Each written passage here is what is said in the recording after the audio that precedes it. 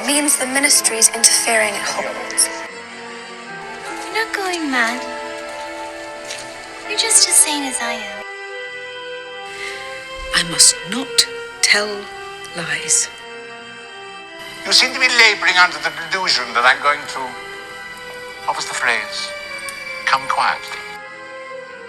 Hey everyone, welcome to Hogwarts, a podcast. Hey everyone, welcome to another episode of Hogwarts, a podcast. We're doing Chapter 9, The Woes of Mrs. Weasley. Elizabeth is with us. Hello. Trust me, we have a lot to talk about. Elizabeth specifically has a lot to talk about. And we'll get to all of that a little later.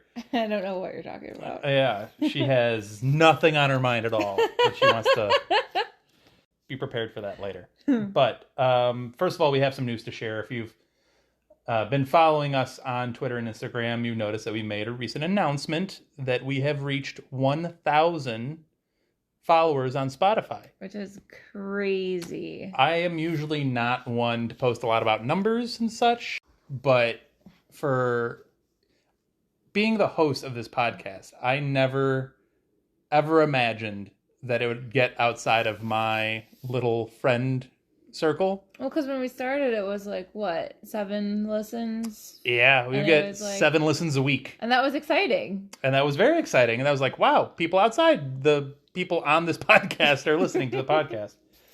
We've obviously quite surpassed that. And we are very thankful to all those that have listened, that have continued to like, comment, share the podcast so that we can grow and get out to more people. And it's kind of crazy to think that we're heard in almost 120 countries. It's over 100. It's over 100 for sure. Which is awesome. And it's just mind-blowing, if I'm being honest about it. So, and I'm also obviously thankful to everyone that's come on the podcast and helped the podcast grow to this. You included, because you help out with the Twitter so much. To be fair, though, me being on Twitter is mostly just like a random idea, random thought, random meme. It all helps, because I couldn't do it. And if I didn't get the help from you and the other ladies, Jen, Julie, Molly, Anna, then this would not have gotten to Chapter 9 of Order of the Phoenix. This would have been done a long time ago. So it takes a lot of work and a lot of time to put these together. And we thank you for supporting that in whichever way you can. I would take this time to just mention that we do have donations set up. If you want to donate financially to the podcast to help us, that would also be very much appreciated, given how much time and effort we put in. You don't have to. You can keep supporting us by liking, commenting, and sharing the podcast and helping us grow that way. Just like Vimes at the Ruin, I always mispronounce this, RUANL on Twitter, who commented on one of our episodes towards the end of Goblet of Fire saying, Dan, your defense of Severus is extremely well put, and you made great points. I completely agree with you. Thank you so much, Vimes.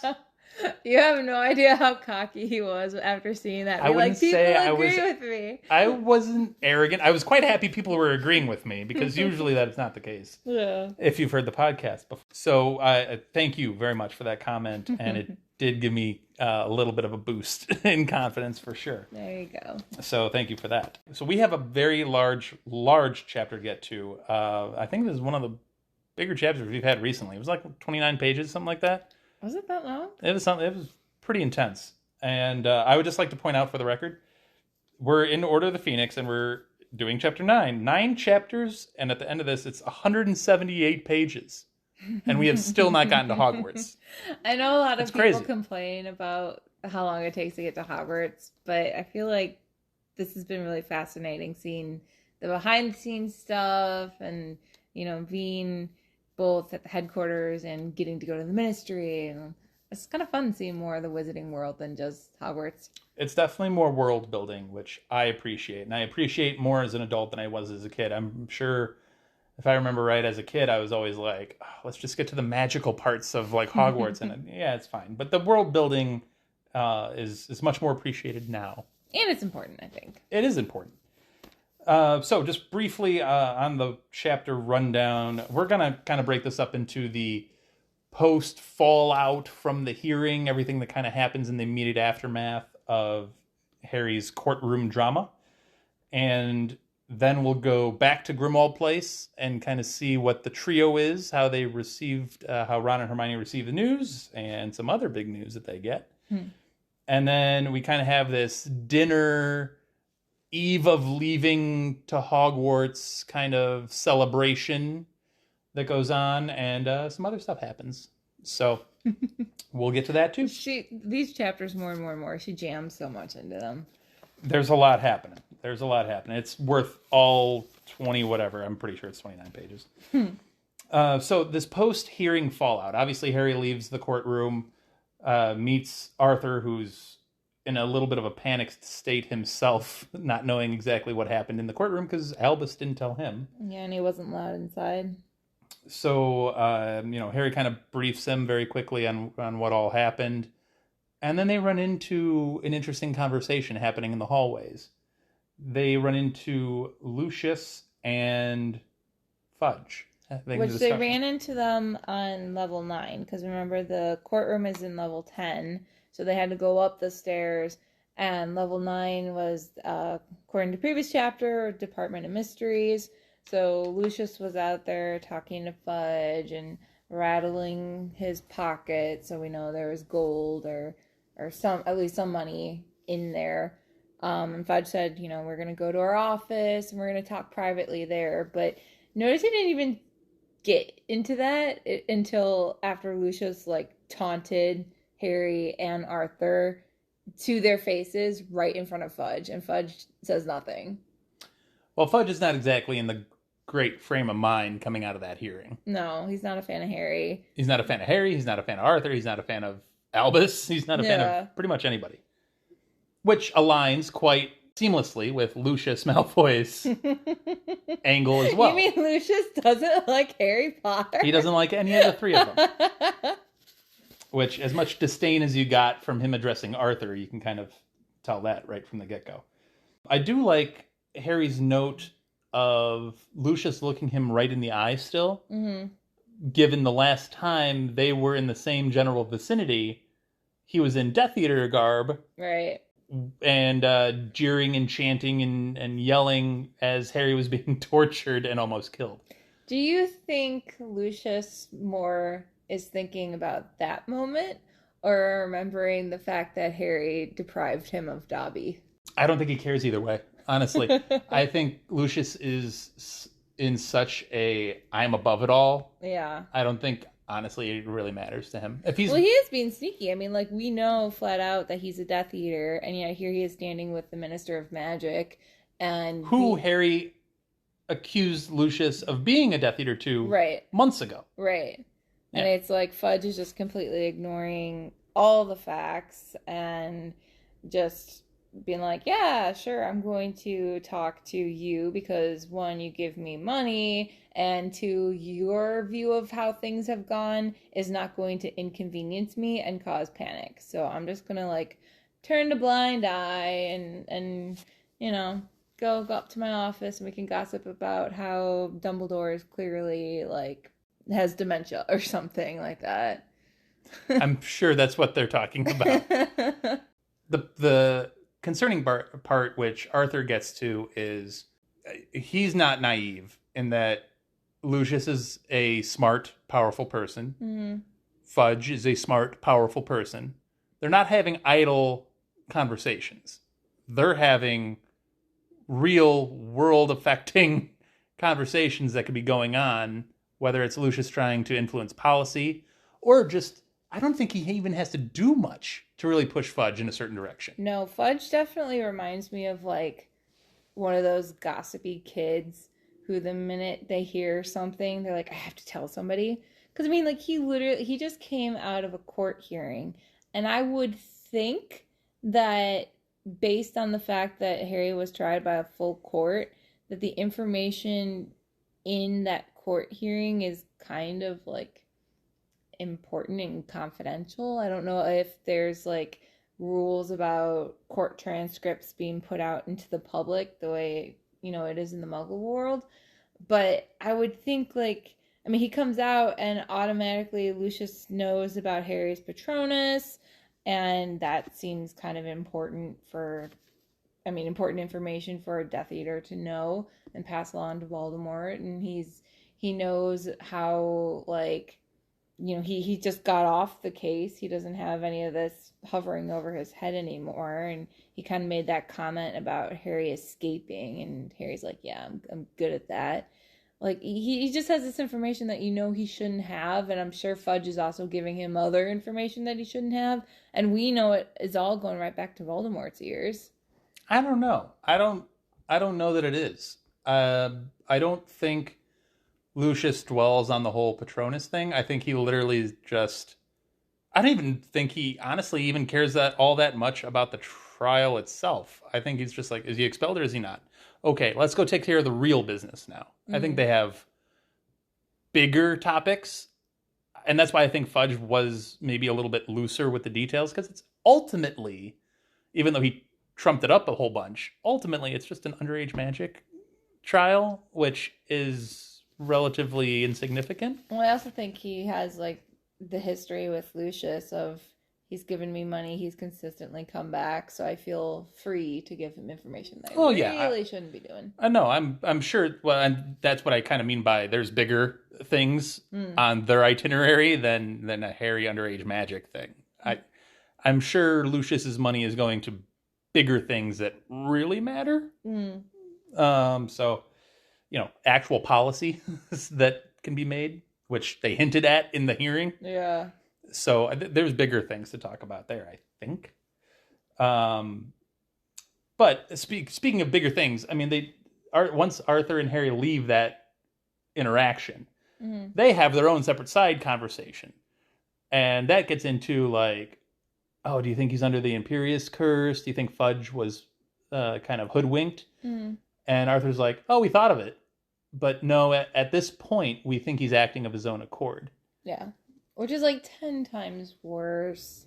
I mean, if he wasn't under the Imperious Curse, then, like, okay, yeah, it explains his behavior, makes it tricky for us to deal with, but it explains it. But for him to just, like, have all the facts and... Does he? I mean, all the facts that Dumbledore gave at the end of Goblet of Fire. You have to take his word for it.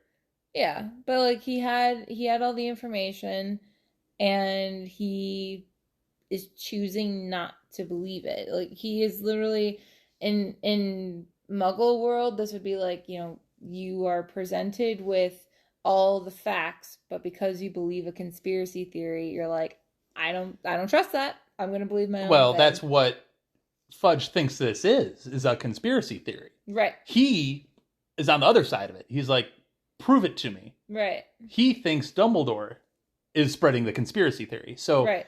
Like, you're coming off very anti-Fudge right now, which is fine. And I totally understand that. I totally get it. And I'm not going to argue that with you. But I will just say and we've talked on other episodes about, like, there's more to Fudge's line of thinking here. Right. Than just him, No, I remember you saying, like, he doesn't want to cause a panic. He can't just fully dive into everything that Dumbledore suggests. It's more complicated. It's more complicated. But, of course, from Harry's perspective, it's just mind-boggling. It's like, I literally told you this man that you're talking to is evil, and he works for evil, which has come back from the dead, and yet you're just like... I know, but Elizabeth... rubbing shoulders with him. We both work with 15-year-old kids. Whenever a 15-year-old kid comes up and says something to me, I know. I take it with a grain of salt. With a grain of salt, right. Like... Right. I mean, now Dumbledore is a different story, but when a 15-year-old kid says it, you're like, yeah, okay, I'll believe that when I see it. Mm-hmm. Or I get way better proof than just the word of a child. Mm-hmm. That's just how things go. I mean, that's true. Yeah. So, speaking of, Lucius jangling some money around, Harry walks past the fountain that we got introduced to in the last chapter, or the last 2 chapters, Ministry of Magic and the hearing. And he had promised that if he got off, he would actually donate like 10 galleons or whatever. And he just, instead of 10 gallons, he just dips his whole pouch. I love that. And I'm like, that's a lot of money. It is a lot of money. That's a lot of money. Now that we're getting a close-up look as he's dumping the money into the fountain, Harry notices that the wizard looks particularly weak and foolish. Mm-hmm. The witch looks very vapid, kind of like a beauty contestant. And the goblins and the centaurs look adoringly upward at the witch and wizard, which... None of them would do that. That seems, from what he's seen of actual centaurs and actual goblins, that seems a little off of reality. He says the closest one is actually the house elf, who looks more like in an air of servitude. I just love how Harry sees through the statue. You know, you can certainly try to portray the relationships of the witches and wizards and creatures to be like that, but he knows, like, you know, this is not reality. We get back to Grimmauld Place. Mm-hmm. And a lot of stuff happens at Grimmauld Place. Now, I will start off by saying, and you and I have been particular defenders of Order of the Phoenix as a book, I will just say, for the record, against popular opinion and popular thought, Harry does indeed smile in this book and laugh in this book. Yeah, I mean, the weight of this trial has been lifted off his shoulders. And I mean, just like this scene alone, this is one of those, the way she wrote it, it's so visual to me. You have Molly and Arthur trying to be like, okay, here's what's going on. Here's where I'm going. Hey, Molly, people might be stopping by for dinner. Harry's smiling. You have Fred, George, and Ginny all just be like, he got up, he got up, he got up. And just like war chanting. And Molly yelling at them to like, shut up. We can't hear anybody. It's just such chaos. And I love it. I think this is just an example of what depression, anxiety can, and isolation can do to a person. It's put you in such a hole and put you in such a certain type of mood. And I think many readers who criticize this book for Harry's emotions really dissociate themselves from what he's actually been through. And they're just like, oh, he should be happy. Why is he so sad? Or why is he so angry? Or, yeah, this is he has been through a lot. This is the depression and anxiety lifting off your shoulders, and then seeing the light and being around people who love you again, and being like, oh, this actually is fun. This is a good time. I like being here. He does note that like the house has become warmer and more homey. Even creatures seemed less ugly.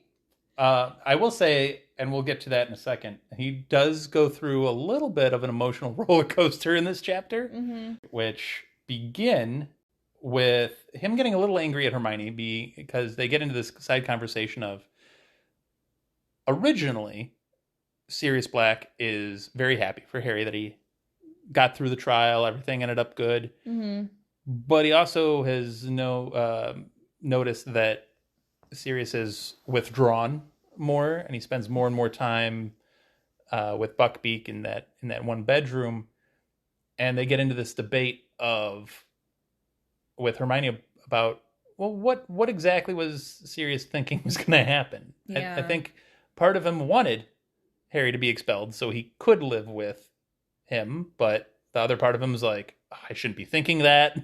I should want him to go to Hogwarts. I think it was Harry that said to Hermione, so you think he's like touched in the head? And her response, I think, is very astute. She just says, no, I think he's been very lonely for a long time. And he has. I mean, yes, he was alone in Azkaban. He was alone in the caves and on the run all last year. Now he's in a household that he felt alone in his entire childhood. And people come and people go, and to have nobody permanently there with him other than Creature, yeah, that's a you know what I think this thing. is? I think, and Hermione points out that, maybe he does think of you more like James, like Molly said, than as a godson. And I think people point to moments like this where they point out flaws in Sirius Black, and I would counter with, even though, yes, he's an adult, and we've talked a lot about children's emotions and how they can vary all over the place. Sirius, even though he's an adult, is still human. Oh, yeah. No one is perfect. Adults still have emotions, too. Right. Like, why can't he be selfish? Mm-hmm. Why can't he be a little upset that he didn't get something that he thinks he wants? Yeah. That's just a human reaction. Yeah. And Hermione points it out. You know, I'm sure he knows that this is the right outcome. Mm-hmm. Like, he's not naive and he's not dumb enough or foolish enough to think that, you know, this is the wrong outcome. It should have been different. No, he knows. He doesn't want Harry to be expelled from school. But he's still allowed to be like, oh, I get to spend less time with Harry. That makes me sad. He's allowed to have that. Yeah. That thought. I don't think anyone would argue that he doesn't or he can't. I'm going to just switch gears really quickly here right before we get to the big news for Ron and Hermione. Mm-hmm. The waste paper basket is belching. You don't want the garbage can to burp at you? No. Is that another thing that needs to be addressed? Like, is that like a spider tweeze? It ends up throwing up the owl droppings later. Like, It doesn't want it. You're a waste paper basket. This is what your existence is for. I feel like they need to address that. Anyway. I think it's just continuing the house is at war with them. Getting back to things that matter in the whole scheme of things. We get news from Ron and Hermione as they get their school letters with all the books they need, with all the, the things they need for the upcoming year. Mm-hmm. There are 2 badges that come along in each of their letters. Prefect badges. And so what that essentially is you get a little status bump. You're in charge of other people. It reminds me of like being an RA in college, residential advisor. Very similar, yeah. This is where Harry starts his range of emotions. And quite honestly, it's very interesting to see him and Ron. Because they have most of these interactions together during this news. And they both have insecurities. And Ron has obviously the insecurity because the twins pop in and start on him immediately. Like, immediately. And he has this insecurity of, one, am I worthy of this? I don't know that I'm worthy of this. I don't know that I'm, Bill or Percy or Charlie. I'm not them. So, and then I think he does idolize the twins a little bit with their popularity. Yeah, and they have always made fun of Percy for being a prefect. Yeah, that's the other part of it, is I think he does look up to the twins as like, oh, they're popular. Everybody likes them. I want to be them. And I'm sure to some degree, if he had been even thinking about this, he probably assumed Harry's going to get it. So to then instead receive it in his envelope, it's like, whoa, I wasn't prepared for this, and now how do I react? How do I make sure that Harry's not feeling like weird about it, and how do I, like you said, protect myself from the twins, but also at the same time there's the excitement of like, wait, I get something new because of this. I get something, like Percy got his owl and he asks for a broom, right? Like I get a new broom. This is cool. I never get anything new. I'm the hand-me-down kid. So it is a wide range of emotions that Ron is going through. And he does have that little selfish impulse of like, wait, I did something better than Harry? Yeah. Like I'm now one-upping Harry Potter for once? It's crazy. Yeah. Well, I think Harry has that thought of like, well, yeah. Ron finally gets one up on me. That's fine. Harry, at first, the initial reaction is just pure jealousy. And when Hermione bursts in and she's like, oh, Harry, you got it too. And he's like, this is actually Ron's. This is Ron's. Yeah. Like, I was just holding it. It's an awkward situation. And he, of course, he noticed that there's this uncomfortableness of how do I react? What sounds natural?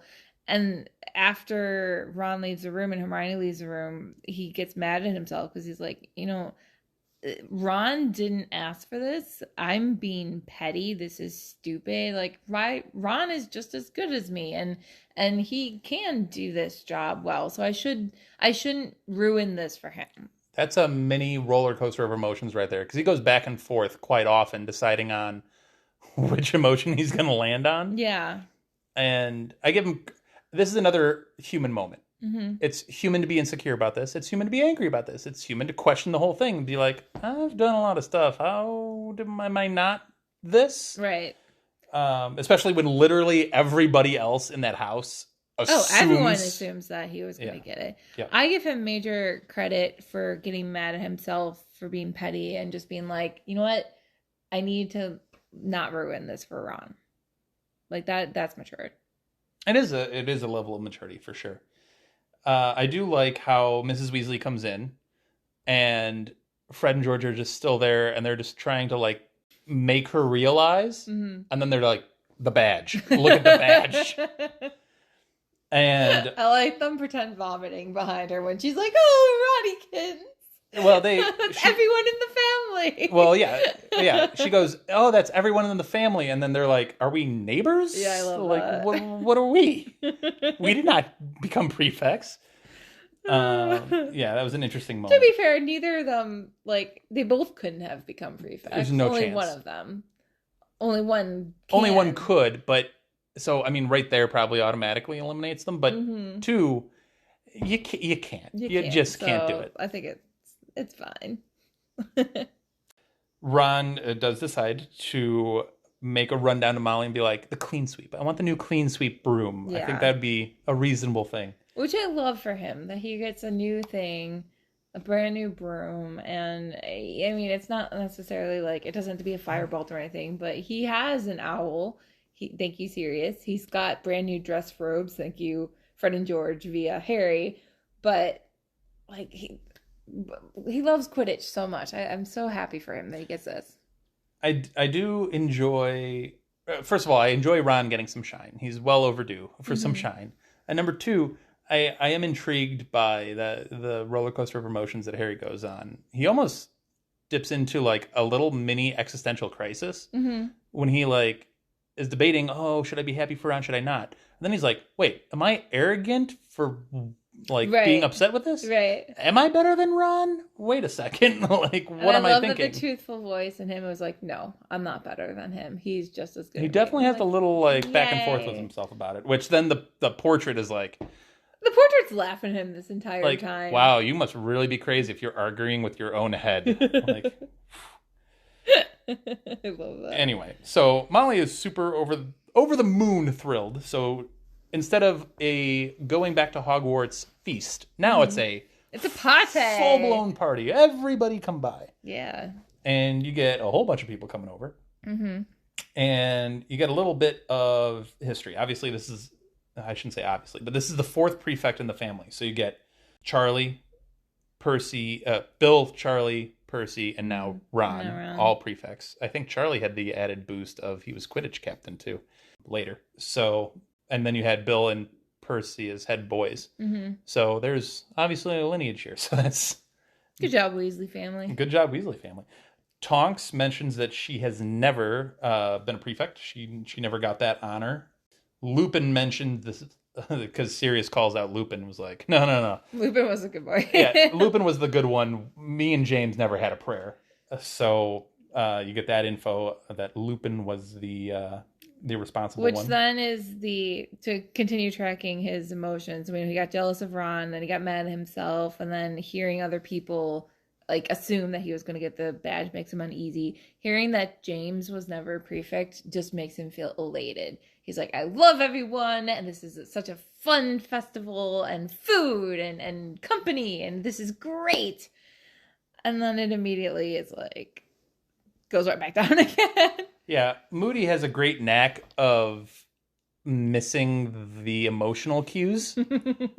And just a bit. He does think he's giving him a gift. And honestly, it is. I still believe it is a gift. It's everything that Moody says. Yeah. That is the wrong tone. And let me just run this down because there's a lot of information here. So he gives him in a picture of the original Order of the Phoenix, right? That whole group. And I'm going to skip the names that we already know, and I'm going to delve into some names that we really haven't gotten a lot of info on. So bear with me as I run through this. We have Marlene McKinnon, her and her whole family were killed 2 weeks after that photo had been taken. Which is crazy. That's nuts. You have Benji Fenwick, who died, and they only found bits of him, That's crazy. which is aggressive. You have Edgar Bones, who's the brother of Amelia, who was just at Harry's trial. He was killed with his family, and Moody acknowledges that he was a great wizard, which... High praise from Moody. That's high praise from Moody. And, I mean, if Amelia Bones is the head of the law enforcement, magical law enforcement, you can imagine his skill as well. You have Caradoc Dearborn, who vanished 6 months after this photo, and he was never found. You have Gideon and Fabian Pruitt, both died. But Moody, this is again high praise, he says they fought like heroes. Mm-hmm. It took 5 Death Eaters to kill them. Yeah. And then we have Dorcas Meadows, who was killed by Voldy himself. Which makes you wonder what that situation was. She had to be a pretty prominent witch to have Voldy specifically go after you. If he sent 5 Death Eaters to kill the Pruitts, and couldn't do it himself, but this one he's like, no, yeah, I got this one. It done right, you do it yourself. So why that one? That's always a high praise in itself when he goes after you. So that obviously puts Harry in a downer of a mood. Well, you skipped a little bit of what I put for his emotional ride. Like, he was super excited about James not being a prefect.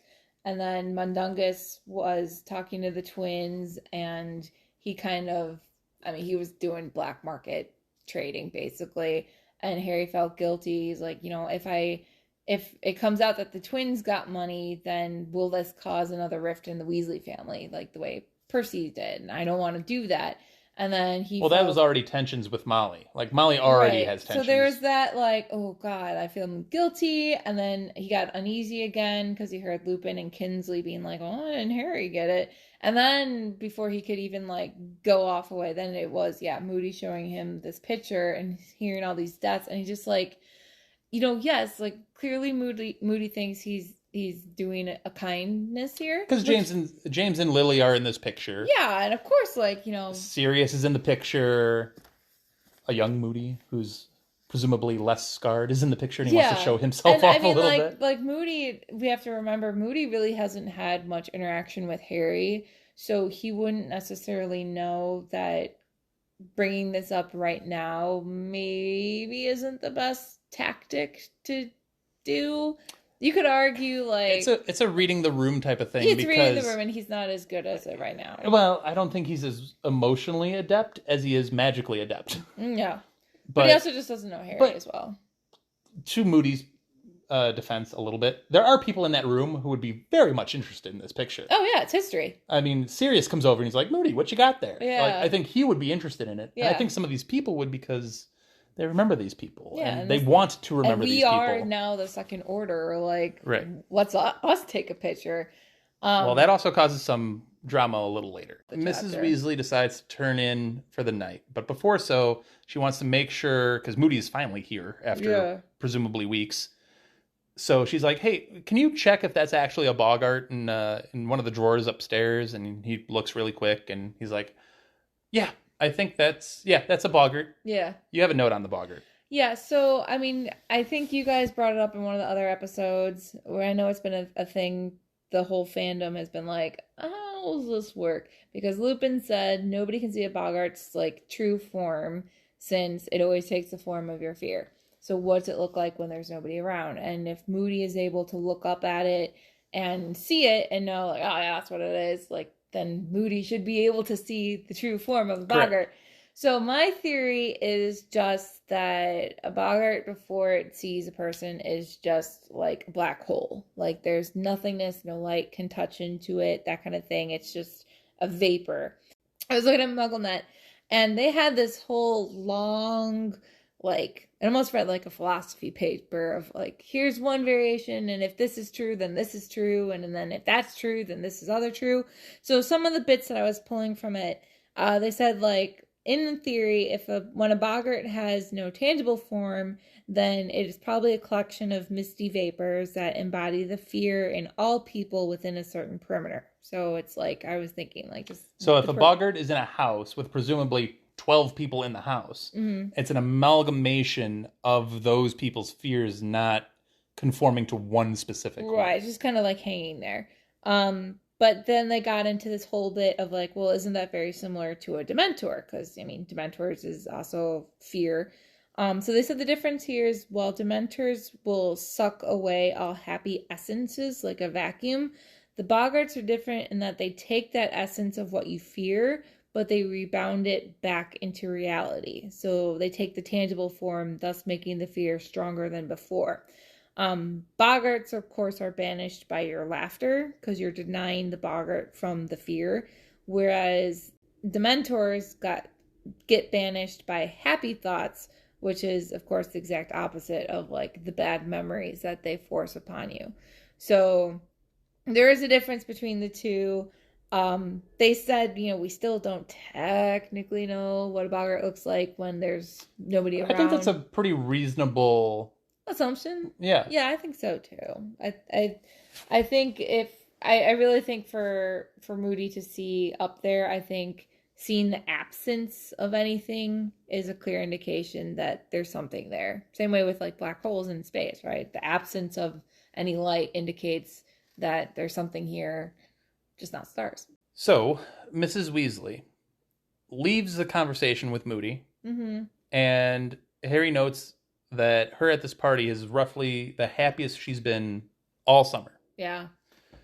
And she goes to bed, but before she actually turns in for the night, she goes to deal with the boggart. And Harry ends up leaving the party after Moody's picture.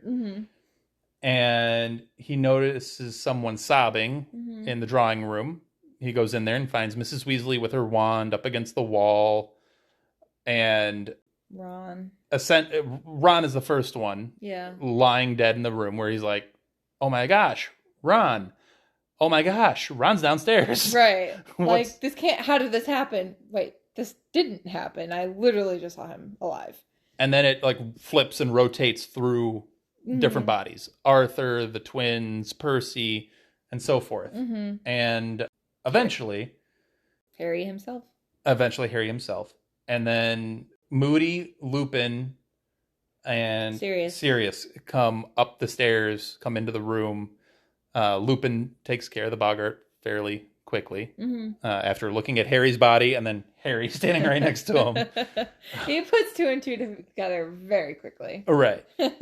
But then there's a very interesting conversation that happens. And the conversation is really between Lupin and Molly, with Sirius inputting some tidbits. But it's really between Lupin and Molly. And you get some insights as to Mrs. Weasley. We talked about it a couple of chapters ago with Jen and Julie about why are her kids here? Why are they at Grimmauld Place? If they don't want them knowing about the Order, why have them in the headquarters of the Order? It's the safest place they could be. It's the safest place they could be. Yeah. And she has very serious fears. And you get a sense of that when she says, I dream about them all the time. I dream about them dying, essentially. I give her so much credit for going to take on a boggart despite knowing what her worst fears are. Like, if I seen loved ones dead were my worst fear, I don't think I would volunteer to go take it down. So you know what? Here's the thing. We actually put on, I think it was number 12, Grimmauld Place, or the Order of the Phoenix. It was one of those two. I think it was the Order of the Phoenix chapter. We put the poll as, what creatures living in Grimmauld Place would you most fear / worry about? Yeah. Boggart only has a couple of votes. The one leading is actually large, normal spiders. but here's the thing. Oh, they're not that bad. Well, here's the thing about it. That, I get, is a phobia in itself. So people have those phobias. So I'm not like, disparaging that as a poll result. That's what you fear. That's what you fear. But I think people are neglecting that a boggart is your worst fear. Yeah, so it depends on what your fear is. I mean, for Lupin, obviously, it's very easy to get rid of the moon. Because it's the moon. But that's the thing. You think it's easy. You think... Well, yeah, okay. That's a good you point. yourself. To you, it's easy. But Harry does say how Lupin does it kind of lazily. Because I think for Lupin seeing the moon, like, yes, that's the scary bit, but it's more of what comes after that fears him. Fear is such an intangible emotion. Mm-hmm. And you have, like you just said, the moon. Oh, that's easy, right? Because you don't fear the moon. If the moon shows up and that sparks real dread in you, the dread because of what comes you can next. be still, that gets paralyzing. Right. You get paralyzed like Molly did, even though they're two very different things, but they instill two different emotions in you. I would guess that Lupin can do it lazily. He's accepted the fear, I think. Well, but I think he also recognizes as a boggart, the change of turning into a werewolf is not about to happen. Whereas if I'm outside and yes, I do see the moon up in the sky, then, oh, shoot, I'm in trouble. So I think he recognizes with that. Whereas with Molly, I mean, like the fear that she has always had of seeing her children die. I mean, she's had to face that before with like Ginny and Chamber of Secrets. But now with knowing Voldemort's back and knowing the reality of what that means, and like I'm sure you'll talk about previous experiences with that, it's more real, and I think that makes it even harder right now. So Molly ends up, in her conversation with Lupin, ends up saying three very poignant things. Mm-hmm. One is, we mentioned it already, she's had dreams of her family dying. 2, half her family is in the Order of the Phoenix currently, like right now. Right. And Fred and George are on that doorstep. Right. And this goes back to the Order of the Phoenix chapter where we were arguing about who's in on these conversations and why is Molly making such a big fuss about this. Mm-hmm. This is why. Mm-hmm. She's worried about, and not just this, we just had a picture, literally, of people dying. Had a picture of Moody where half of those individuals are gone, and some of them in very gruesome ways, and some never even found, which might even be worse. Which is the what the roller coaster of Harry's emotions ends on. He sees that, he's shocked to see both dead Ron and dead twins and everybody, but dead himself, and seeing Mrs. Weasley crying over this, he feels so moved by it, and he said it makes him feel more mature, and really think like, okay, prefect badges, that means nothing. There's bigger things. There are so many bigger things, and I think that alone turned his maturity up several notches. I don't want to gloss over this Molly moment. The chapter is the woes of Mrs. Weasley, and I feel like you get so much of the chapter without that point, and then at the end you just get hit so hard with it. And I don't want to gloss over it because it's such an important character beat for Mrs. Weasley, and it kind of puts into context a lot of what we've seen from her in previous books and previous chapters. And it also points to a specific hot topic that we've had recently, because Percy is one of those bodies that she sees. Right. She still loves him even though he's left the family to a degree. She goes into part of her... By the way, Lupin's doing a great job of being like, Molly, we're more informed this time. We'll take care of your kids if anything were to happen. Because she gets into, like, Arthur and I could die. Right. And she, like, says that. He's like, don't worry, they're not going to starve. We'll take care of them. It's still it's a fear. It's a legitimate fear. Lupin does a really good job dealing with it. But for Molly to say that out loud in a room full of people is not a small thing. Yeah. And she goes very matter-of-factly, like, Arthur and I can die. Mm-hmm. Like, what will happen to Ron? What will happen to Ginny? Mm-hmm. And yes, Lupin does reassure her, like, we'll take care of them. We have them. We're more informed. We're outnumbered. I think he says like 20-1 or 20-2. Some crazy outnumbered thing in the first Wizarding War. And he's like, we're much better off. Mm-hmm. We've got a head start this time.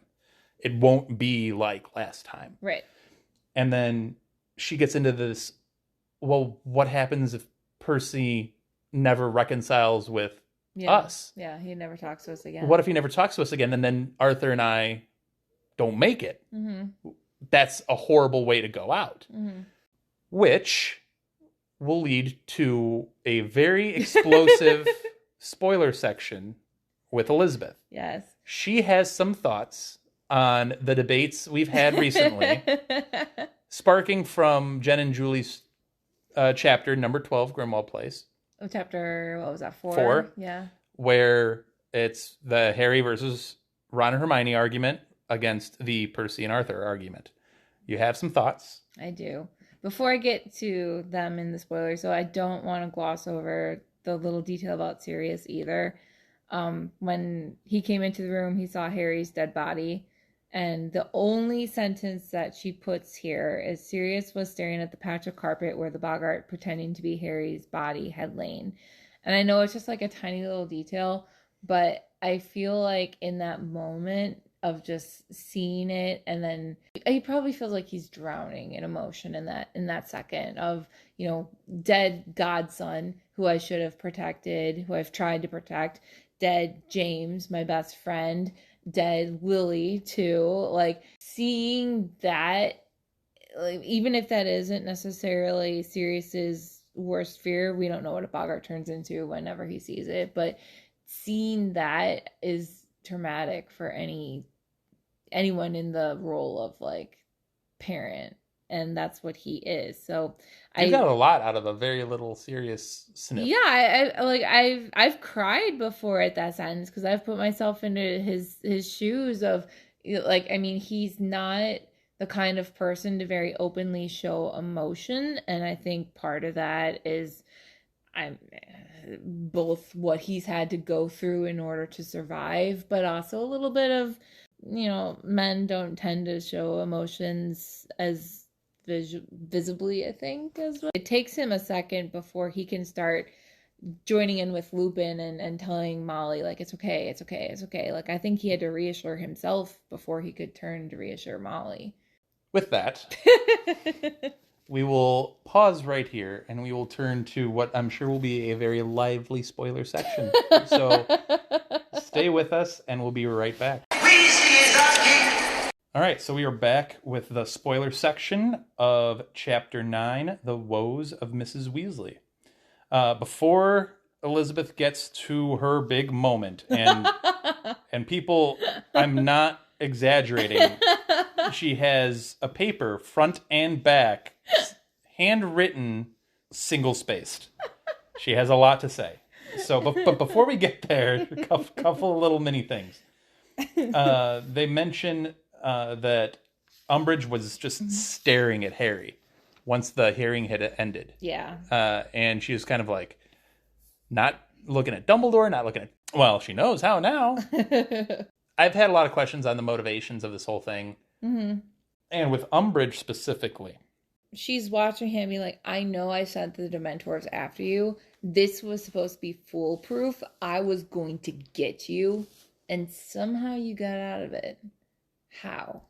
Like, it's like, you know, you watch like a court case or something, and you're like, this is definitely how it should go. And then it goes the opposite way. And you're like, wait, where did this go wrong? This was going to work. Here's my thing with Umbridge sending the Dementors. What is her angle there? Like, what is her motivation for doing that? She's not working with or for Voldy yet. Mm-hmm. I don't know, does she ever technically work for Voldy, or is she just doing all that bad stuff? No, she just does it for herself. I don't know. That's a whole other debate, which we can get into later. She was trying to force him to do magic.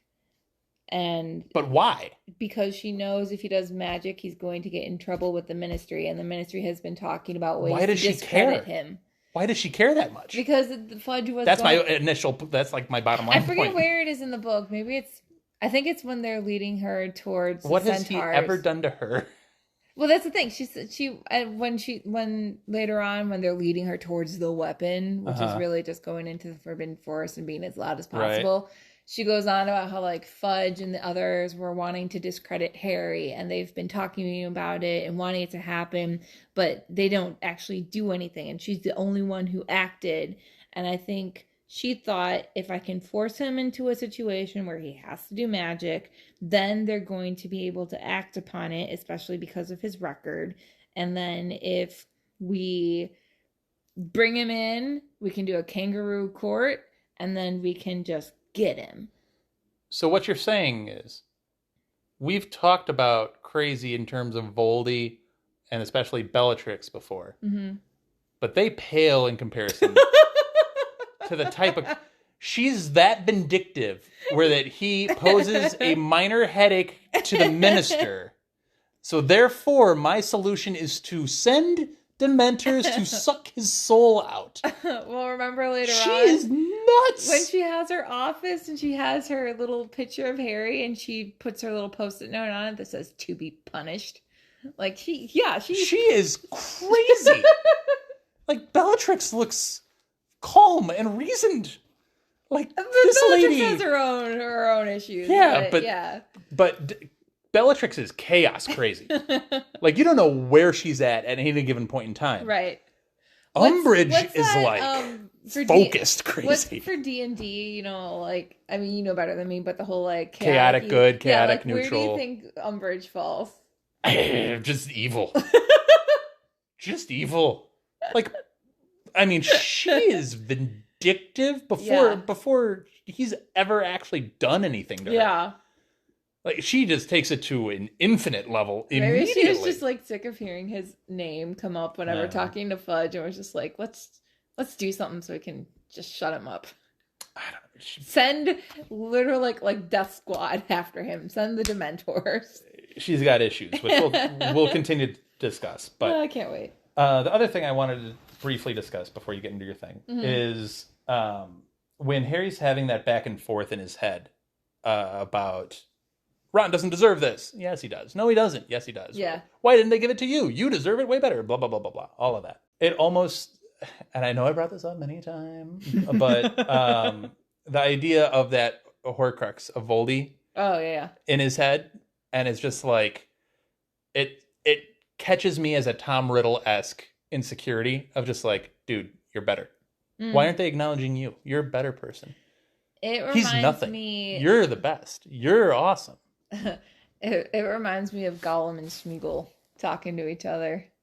A little bit, but that's also not a great... No, it's not. Don't aim to be like Gollum. It just caught me as like, that strikes me as a Tom Riddle, Harry Potter back and forth discussion. Just the other voice just egging man.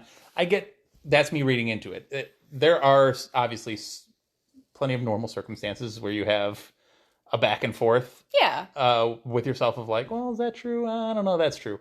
Whatever. Or like you yell at yourself, like if you see someone and you judge them, like, wait, why am I judging them? I really shouldn't do that. Right. Like that kind of thing. That's a normal thing to have happen. It just so happens that we know the end result with Harry and what all that is. So it's making me read in a little bit more, but still. Yeah. So I will step back for a second. I will go silent on this podcast for a little bit. Okay. Unless you want me to add in 2 cents. Well, I feel like you're going to anyway, just because you're going to get excited. Probably. So if you listened to the episode 4, chapter 4 for this book, so Jen and Julie got into a bit of a debate, which seemed to come out of nowhere. I personally love the fact that we can take one tiny detail and create such a vast... I thought it was going to be a lame question. Yeah, and it turned into this big thing, and I love that there's such variety of interpretation. I being an English teacher, that makes me really, really happy. Also, a little behind the scenes of the podcast. So when we have discussions like this on the podcast, they don't just stay on the podcast. We'll text each other about it. We'll discuss it, especially if it's something that gets a variety of emotions behind it. So basically, it boiled down to Jen and Julie's argument, I believe, was that the Ron and Hermione versus Harry argument was the worst one because they were being attacked by Harry. He was screaming. It was a one-sided thing. Whereas the Percy and Arthur wasn't as bad because it was 2 against each other.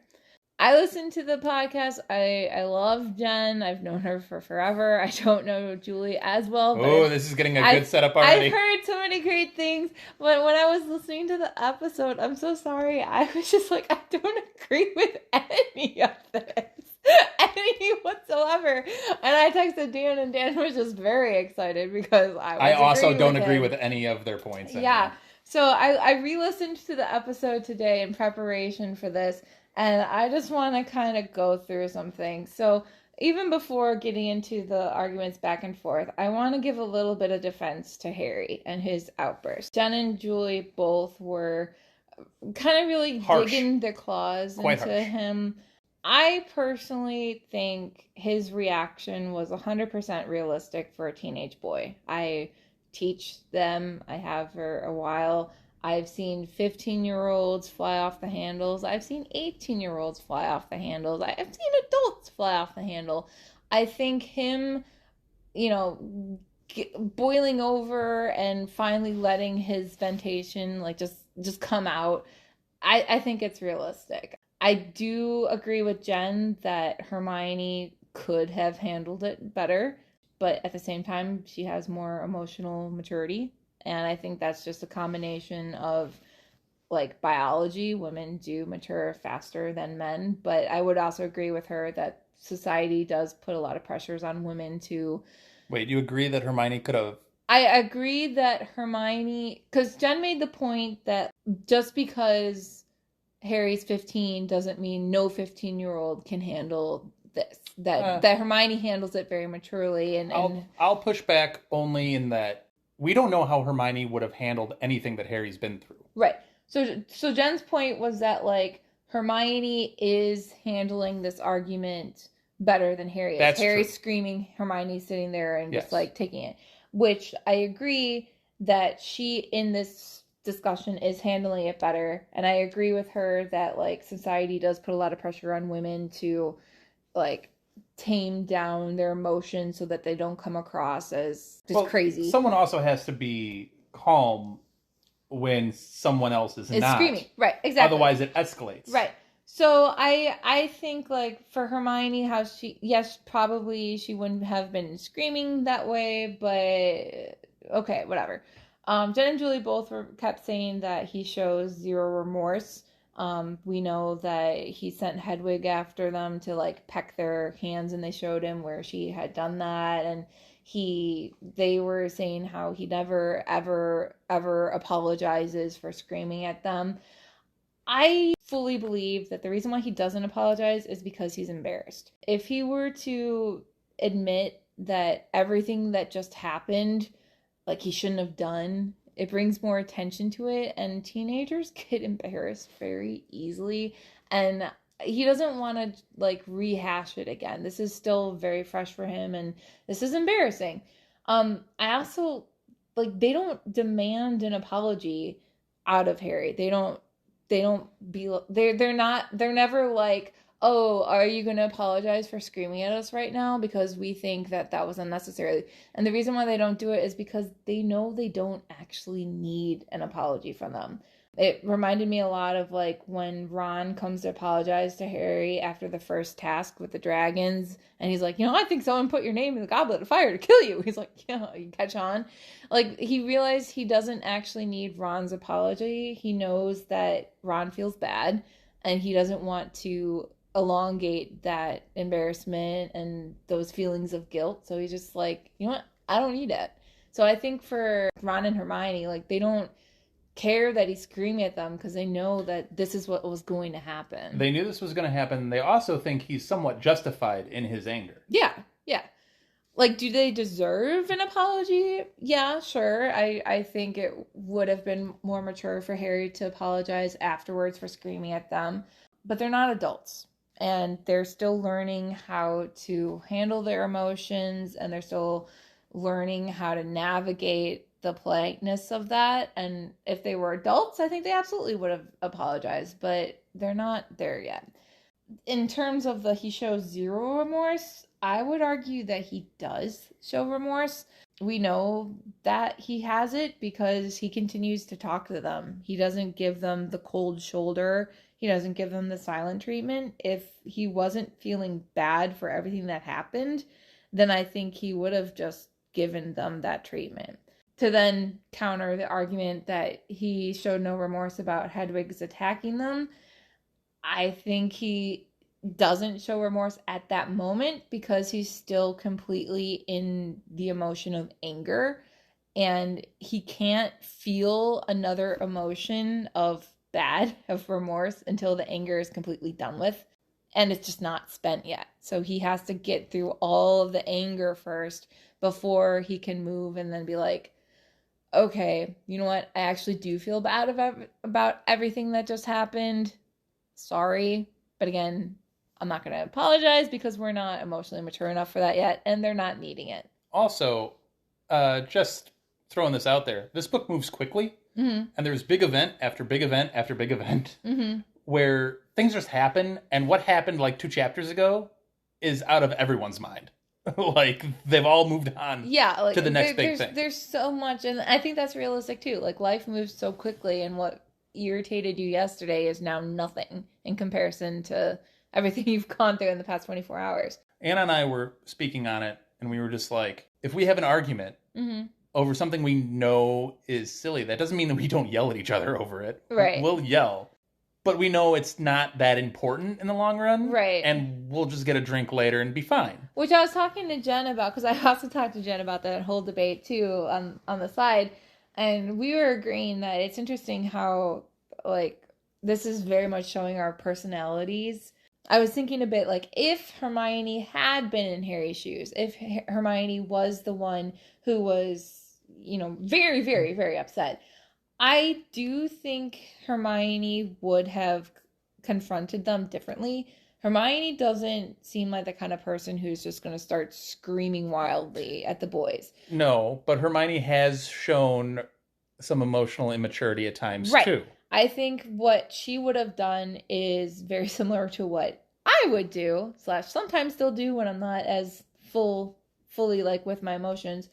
I think Hermione probably would have withdrawn from the other two, and she would have said something very cutting that she would have later regretted in her anger. She's not the one to scream. She's one to say something very smart that just cuts deep.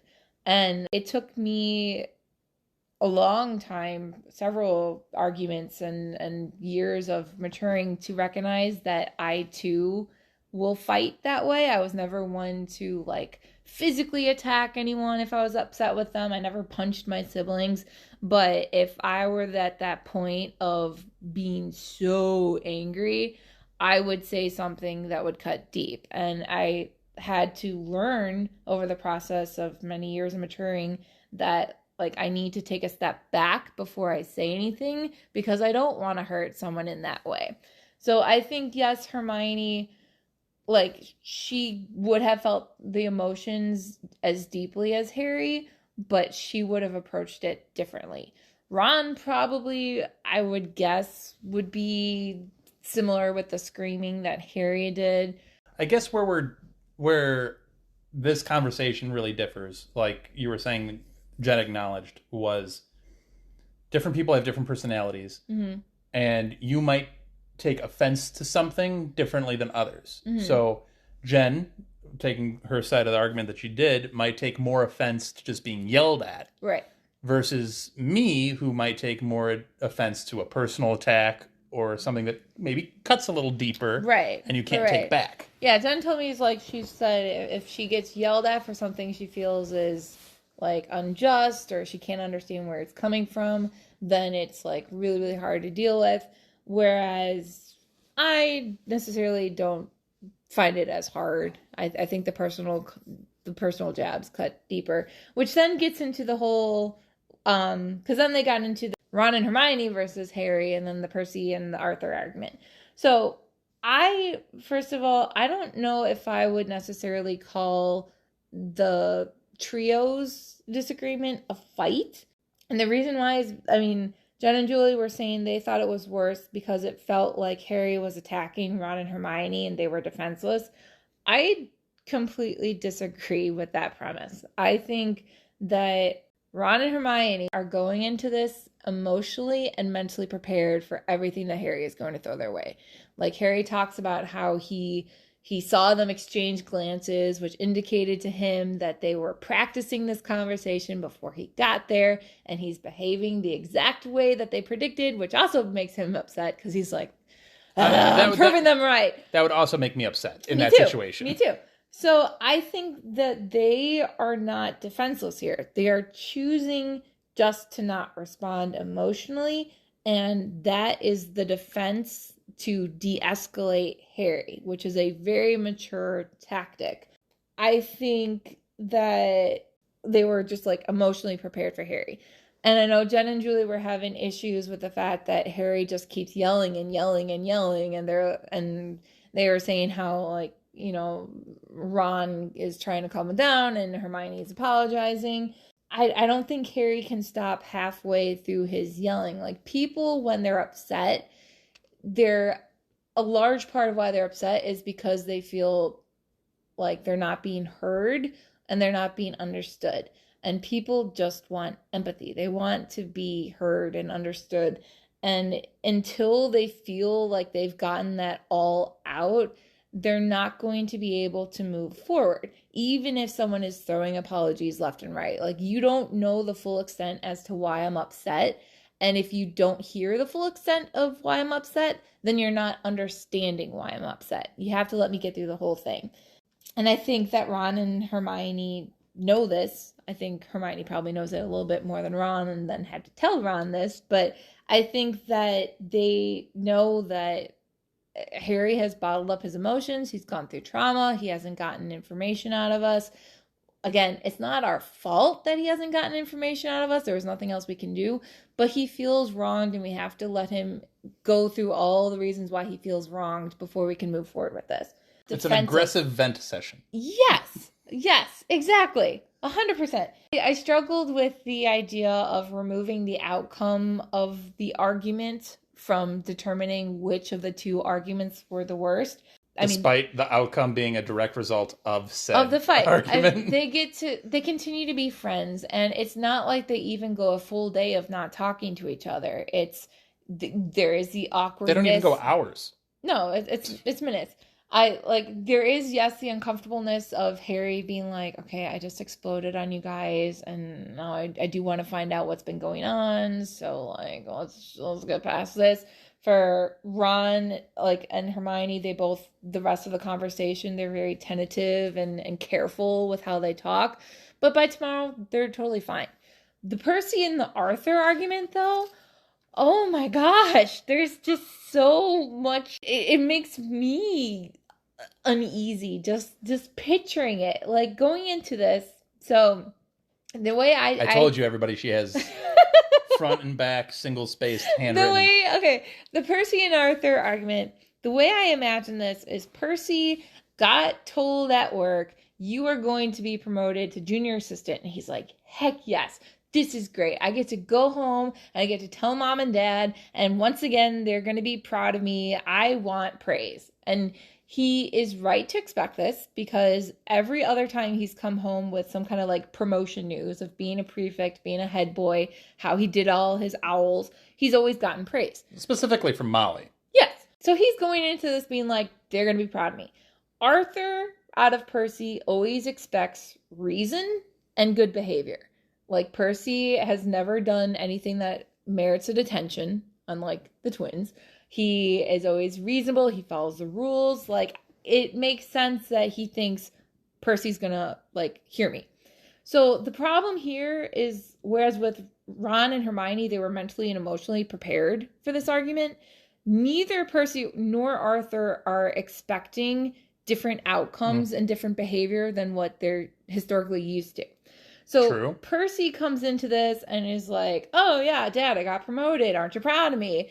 And Arthur goes right back being like, hey, you do realize this is weird. I've worked at the ministry for as long as I have. Within my career, I have never seen anyone be promoted that quickly, especially after a year of you messing up. So he was not aware that his boss had been imperious and clearly not himself for a full year. Right. And yes, he was, I believe, under an inquiry at the end of Goblet of Fire, and then suddenly in like a month or two that switched. Right. So Arthur, having the wisdom of being an employee with the ministry for several years, knows that this is not normal. And he probably told Percy that fairly bluntly, knowing like, oh, Percy has always listened to me and he should be aware that this is weird, and chances are Fudge is doing this just so he can have an in on the family, and therefore as consequence an in on Dumbledore. For Percy to hear that, though, Percy has a stubbornness that is very clear in this situation. He hears what Arthur says and hears it as, you're jealous of me. You're jealous of the fact that I just got promoted faster than you did. I'm going to be making more money than you. You're showing this weird paranoia of my boss who promoted me, who clearly sees that I'm amazing. Why are you not seeing that? And you must just be jealous. Like, that's the only thing that makes sense.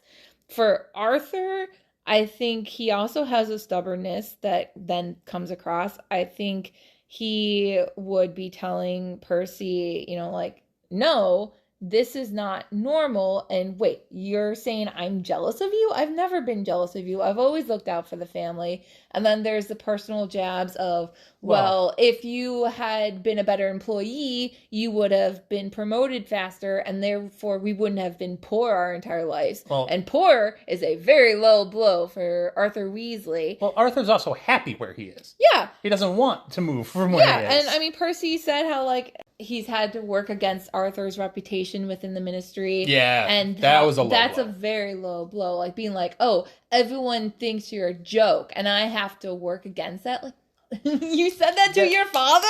Right. That is so much worse to me. Yeah. So I think like, the outcome, even if we didn't see the fight firsthand, I think the outcome cannot be pushed to the side.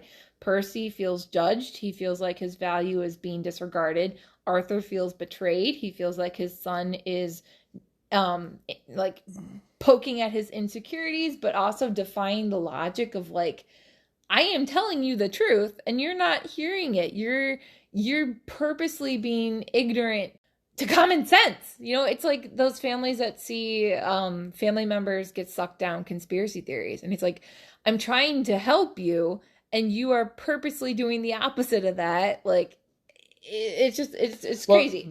And the thing that escalates this more and more is they both have points. Yeah. And like they're both valid for what they feel. Right.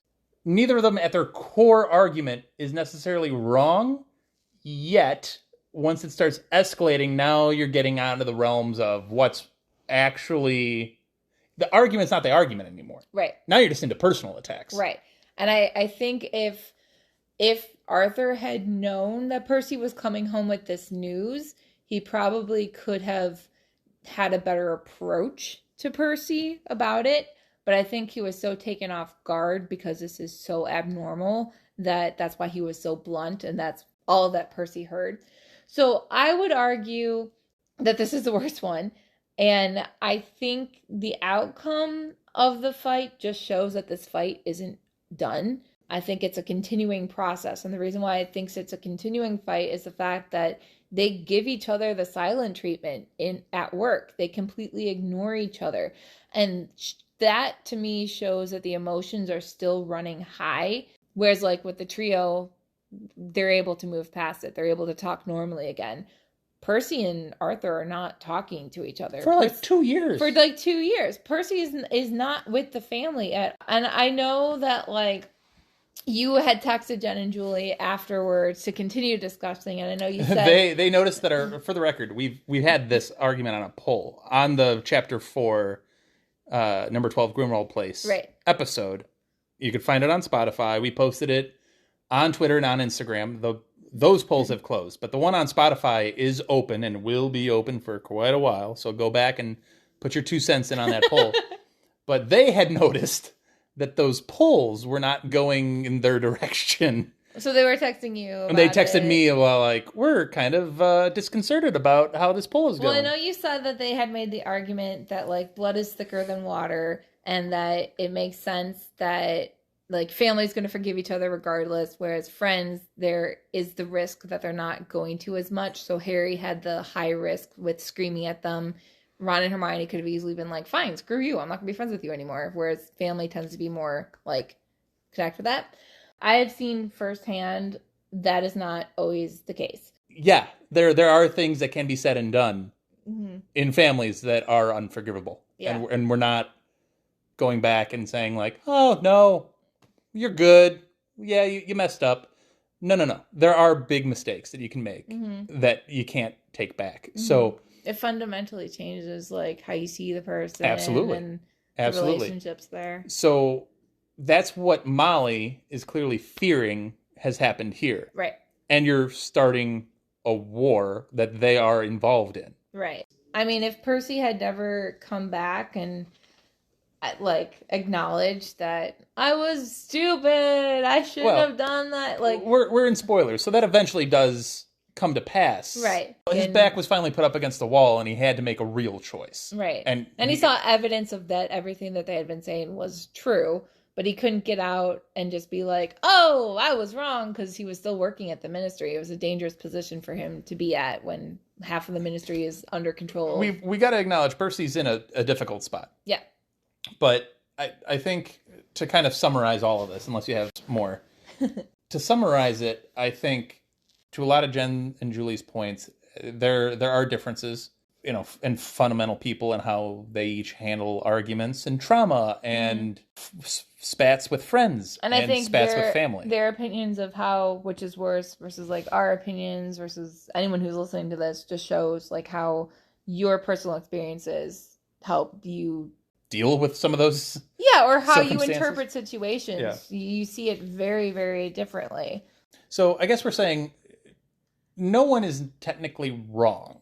That being said, I still firmly believe the Percy Arthur thing is not even just worse. I think it's a significantly... like you said how his name has become taboo in the family, and it's father. It's not even the family; it's the whole order. Can't even mention Percy's name, otherwise they get. But it's also to me, it's parent versus child as opposed to friend versus friend.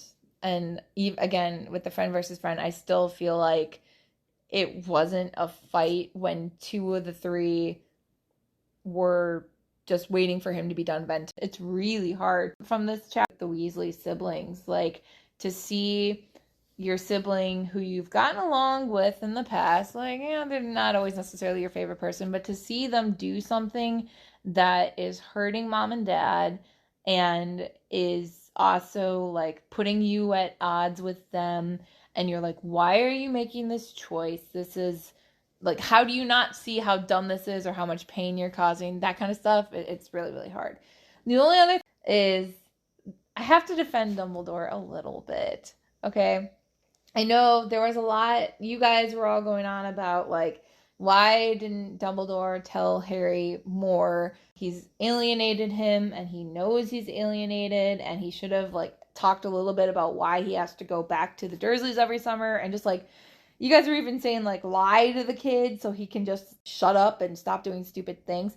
I gotta defend him a little bit. So we know at the end of book 5, Dumbledore does say that he had the fear that Voldemort would recognize his connection to Harry, and by doing so, he'd recognize how close Harry is to Dumbledore, and he didn't want Voldemort to use Harry as a pawn, which I know is ironic because Dumbledore does use Harry as a pawn, you could argue, but he didn't want to make it very, very easy for Voldemort to use Harry in that way. Especially just against Dumbledore. I personally don't advocate lying to him. I think Harry wouldn't take kindly to that. Well, the problem is Dumbledore is committing lies of omission constantly. Right. And I think so he's lying to him all the time. I think Harry accepts the lies of omission in book 7 because he has finally seen the big picture and he knows what's at stake if he doesn't go through with everything. So I was trying to think like, okay, what could Dumbledore have done differently? I think he could have been safe in warning Harry that Voldemort would have tried to lure him in one way, shape, or form. I think that's reasonable. I think maybe instead of like meeting in person with each other to having one-on-one conversations, maybe he could have had Harry just like write him notes and have someone deliver the note to him and be like, here's my concerns, blah, blah, blah, blah, blah. Like something so that like Voldemort isn't seeing the memories of Harry sitting one-on-one at the table talking about life or whatever, but he's still getting notes across to him. Or I think if he had written Harry like one note over the summer, one would have been all it would have taken. Well, what do you want from these? So I think all he had to say was like, look, we're getting resources together based on everything that you told us, prior to school ending. This is all for your safety as well as the safety of others. Please be patient. Understand that communication can get compromised. I think the big problem here is that Harry's mindset is not in wartime yet. And it isn't in wartime yet because nothing has happened in the news to indicate that war is happening. But he doesn't know, like, how owls can get attacked to get people's letters. He doesn't know how, like the fireplace can be watched by the ministry. He doesn't know the ways that the enemy can use this communication and manipulate it. So he's just not like naive. He's naive. But so I agree with you and I disagree with you on certain points. I agree Dumbledore could have given him more. Mm-hmm. That being said, Dumbledore had, quite honestly, he's leading this war. He has no obligation to fill Harry in on any of the actual movements. Right. Because Harry's a liability, a massive one, on many different fronts. Right. So Dumbledore is a wise enough man to figure out how to tell somebody something without actually telling them anything. Right. That's what he should have done. I know later on he does have the quote about, being an old man, forgetting what it's like to feel young, and how he was blinded by his own love for Harry to stop himself from bringing more pain to Harry's life by giving him the full extent of the truth.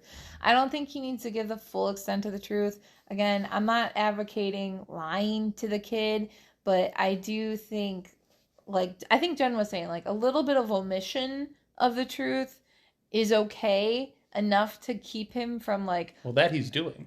Constantly, all the time. Well, I think just give him enough so that he's not doing something stupid. I think that's fair. I think 4 years of seeing that the kids, when they don't have enough information, they tend to work on their own and make their own assumptions. Right. And they go into which Harry is particularly talented at. Harry is very good at that. So I think that Dumbledore has his flaws, certainly. I think our point was just he could have said something without saying anything. And just him saying something would have pacified Harry a little bit. I think one note would have done it. Sure, but, something instead of just abject silence. Yeah. That's not what you want to go with. That's a mistake. Yeah. So those were my takeaways from that very loaded episode. Clearly, we did not settle for abject silence. We have said all the words. And all that said, I still love Jen. I don't know Julie as well, but I love her based on everything that you guys have told me about her and everything I've heard from the podcast. So, hi, Julie. I am not mad at you. You're wrong. Just listening You're to the just episode, wrong. though, I was just, my mind was, I was boggled. That's why I had so much to say, because I was boggled. So, as far as this podcast goes, Jen and Julie are on one side. Me, Anna, and Elizabeth clearly firmly on the other. Have you asked Molly where she lives? Not asked Molly yet. We'll get her on the podcast here soon. We'll just put her in the middle. Why not? Just throw her in the middle. Anyway. Yay. We hope you've enjoyed all of these thoughts. I hope they made some sense. Both on the chapter and on other chapters' disagreements. I'm sure this thing will come back up at some point. We'll probably have a book review, and this will probably come back up then. Let us know what you think on all the things that we have commented on. Shoot us a comment on Spotify or Twitter or Instagram. Let us know what you think. Participate in those polls. Like I said, thank you all for helping this podcast get to 1,000 followers on Spotify. That's amazing. Let's try to do it on Twitter and Instagram. And let's try to do that too and keep this thing going. It's kind of crazy. So thank you. I can't thank all of you enough. You guys make it worthwhile. And we will see you back for Chapter 10 next week. Thank you for listening to Hogwarts, a podcast. If you like what you've heard, please click the subscribe button on your preferred podcasting app and follow us on Twitter and Instagram at Hogwarts a Pod.